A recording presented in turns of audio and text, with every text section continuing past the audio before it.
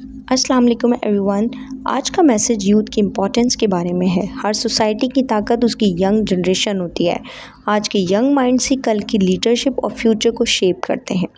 آج کا کوٹ youth day reminds us that investing in the dreams of young minds is investing in the future of humanity. اس کوٹ کا مطلب ہے کہ جب ہم ینگ جنریشن کی ایجوکیشن، اسکلز اور ڈریمز کو سپورٹ کرتے ہیں تو ہم صرف ان کی مدد نہیں کرتے بلکہ پوری انسانیت کے فیوچر کو اسٹرانگ بناتے ہیں.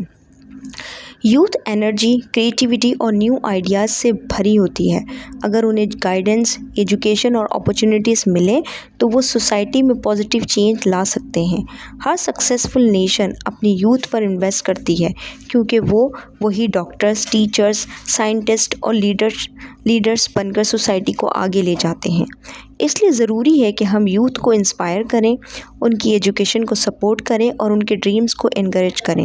اسٹرانگ یوتھ کا مطلب ہے اسٹرانگ فیوچر. اگر آپ کو یہ میسیج اچھا لگا ہو تو اسے لائک، شیئر، سبسکرائب کرنا نہ بھولیں اور مجھے کمنٹ سیکشن میں بتائیں کہ آپ کو یہ کوٹ کیسا لگا. Thank you for listening.